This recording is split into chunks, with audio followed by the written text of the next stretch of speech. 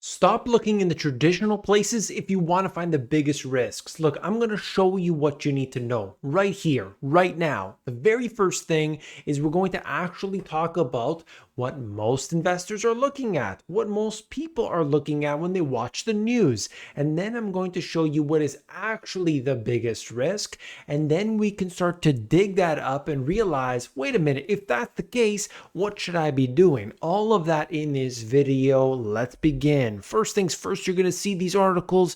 Dow slides more than 300 points. You could see it's breaking its 3-day win streak over the last little while. Actually, the stock market has not been performing so good compared to where it was in the previous stretch. And why? Of course, when you look at the money mirror method, it dictates exactly what's happening, and you can see the amount of liquidity has gotten a little ahead of itself at this time. Some people are wondering what this is all about. Everybody in my mentorship group knows exactly what we're talking about. I want to see you in the comments below. Listen, this is one thing. You're going to get these fluctuations that happen, and that is nothing but noise. Don't pay attention to the fluctuations. Next, home builder sentiment drops sharply as mortgage rates surge over 7%.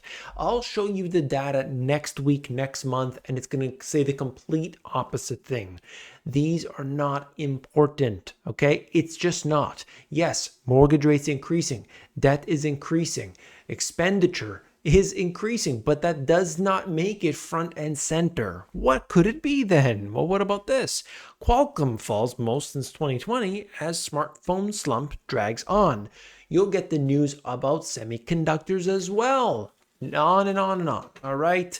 You could look at it for yourself. The consumer spending, the daily market fluctuations, semiconductors, geopolitics, they are all front and center in the news, and yet they are not a factor. So you got to look at this and start to ask the right questions. Well, here's a little bit of that. Wells Fargo customers report missing deposits from their bank accounts. You remember? I don't know if you saw this one. But there can be some quote unquote glitches that occur sometimes in the banks, but that isn't the biggest part.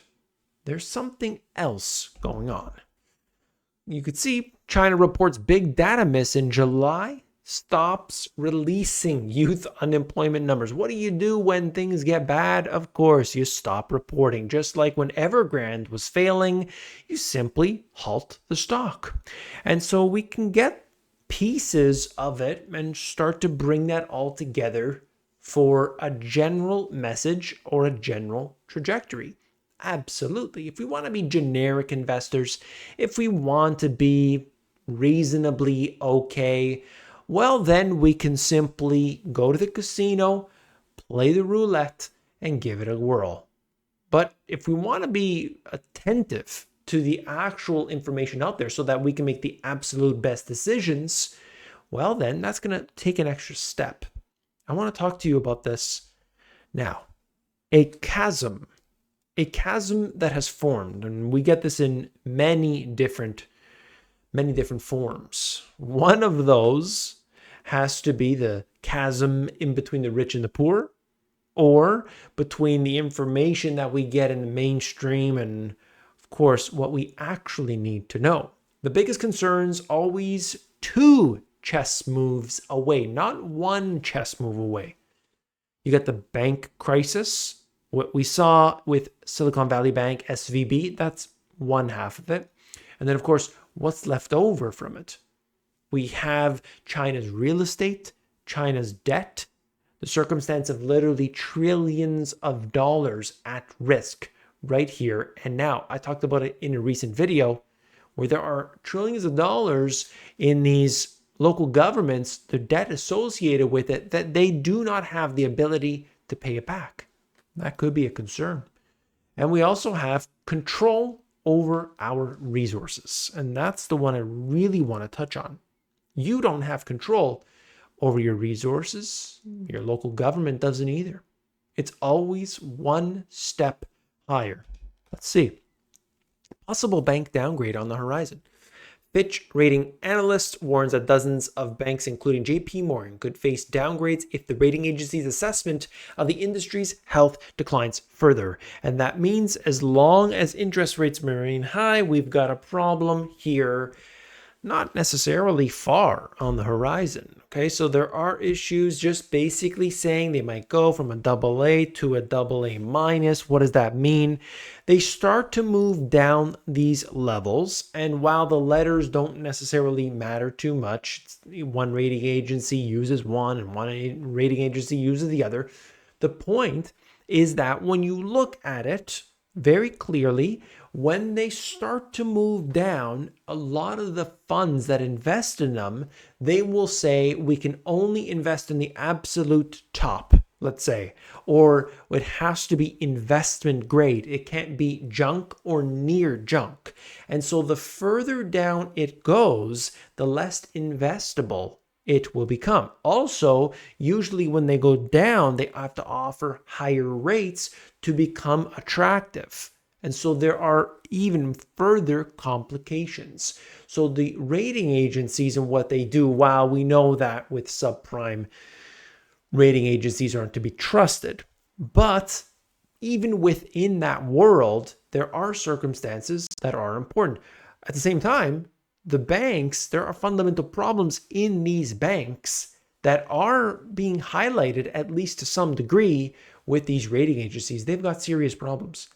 They cannot fix it. In fact, here we go. Regional banks slide after Fed's Kashkari advocates significantly further capital regulation. Very interesting. Okay. Because they were saying, hey, should they be required to have more than 100, for any bank that has more than $100 billion in assets, should we be scrutinizing them and so on? He said, no, we should go even further than that. And suddenly these companies started to slide. Why is that? I mean, that would be a good thing, wouldn't it? Wouldn't it represent strength inside of these companies if you could say, yeah, we're going to regulate, we're going to be okay. But what have I told you about regulation? It is an absolute killer to stocks. You wait. If they ever, we'll see, if they ever do regulation on the tech industry, oh my goodness, what about AI? Watch what happens, immediate reaction anyway, to the stocks. They barely have this possibility now. I mean, they seem to be very scared to regulate the tech industry. Do you remember what happened with Mark Zuckerberg? Oh yeah, he spent a lot of time drinking water, very unusually, and they were asking him questions. They were grilling him. They made a lot of memes out of it, but nothing happened. Do you see? They can't regulate it. They don't even understand it. They have no understanding of it. So this is the issue. We've got this happening with the banks. They are, the way that it's presented to us, at least, there is obviously a big concern here, a very big concern. As interest rates rise, these things start to come to the table where the banks, that starts to form a chasm, or let's in this case call it a sinkhole underneath them. And that might not be a concern for the depositor because it looks like the government wants to bail out any failure that happens. But it is an issue not just for the stakeholders, like who own the bonds and the stocks. Actually, it will be the people that work for these businesses. That's an absolute fact. And then of course, you got the commercial real estate connected in with it. You can see, once again, China's top builder, Country Garden, turns into a penny stock.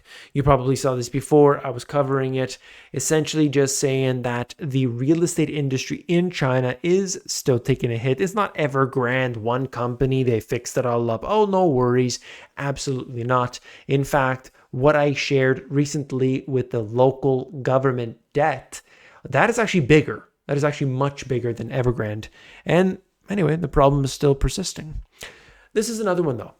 Power companies could remotely switch off EV chargers to reduce grid stress. So they are telling people that you are going to have to own an electric vehicle. We're going to make it prohibitively expensive for you to own a gas guzzling car. And so we are going to force you to drive an EV. And in that case they're going to be able to disable your charge. In fact, in California, didn't they do that? Didn't they say you are not allowed to charge today because we're dealing with a problem right now? How does that sound to you, to not have any control over something so basic as your mobility? Your car. What are you going to do? I need to charge right now. I need to get to work. Can't do it. This is a problem. They can control the resource. And of course, you've got these things. I'm just using it as examples. In the news, WorldCoin says will allow companies and governments to use its ID system. So now you're getting people voluntarily. 3 million. People thought it was a joke. People were saying in the comments, you don't know what you're talking about. 3 million people signed up and got their eyeballs scanned without even knowing what it is. 3 million people. Now, if you don't think that's significant, oh yeah, let's divide it by the total population. Yeah, I get it. On the first day, 3 million people. So what's going to happen as the years go on? Central bank digital currencies roll out. People are getting used to, their face scans on their iPhones. One thing after another, millions and millions and millions of people, the younger generation, are already opting into these things. We're talking about millions of people that are in here, and now the government is going to have that iris scan connecting in with it. They'll be able to shut your money off. They don't like what you're doing. Or how about this? Social credit score, enabling that. These are not theories. They've actually stated that they're doing it. I'm telling you right here, this is not a theory. This is not some wild dream of somebody. No, not at all. These are the circumstances we're running through right now. They're trying to implement the central bank digital currency. They want everybody on it. Why? They've said it. They've made it very clear. Klaus Schwab, all the big boys at the World Economic Forum have said it. They want to be able to control everybody so that we can have rainbows and unicorns and kittens. Well, maybe they didn't say that last part. All right. So, what do we got? Heat war, export bans, global food threats are on the rise. Just saying that, of course, the concern about the food supply is really evident today. Places are drying up. Other places are, there's just floods. There's sinkholes. I mean, I'm seeing all kinds of different things that are going on. Wildfires in places that they never had wildfires before. Strange stuff is going on. That's for sure. Okay. And so what I wanted to highlight was, how do you thrive? How do you prosper during these times, right? Do we just give up? Do we just sit down and take it? No, of course not. Absolutely not. And so what do we got to do? Number one, we got to diversify where your money is kept. If you got it in one single bank, if you got it in one single account, my goodness. Even though I believe, this is just my opinion, that they are going to bail out anything even above what is FDIC, or in Canada, CDIC, or anywhere else around the world where the government would step in and insure you. Well, I think they're actually going to go above and beyond that. At least that's what it sounded like. That's one aspect. But also having your money in different places too, different places around the world, and even not keeping your money in accounts unless you intend on spending that money. So even for my business accounts, when I've got a pile of cash in there, the only reason is it's temporarily being built up to then deploy somewhere else, deploy it on inventory, deploy it on new systems, whatever the case is. It's there, but it's going to be spent in the near future. It needs to be liquid. So that's one thing. Okay. Very important stuff. And then you got to do something else. You got to diversify your income sources. This is something that people do not do. They're scared to do it.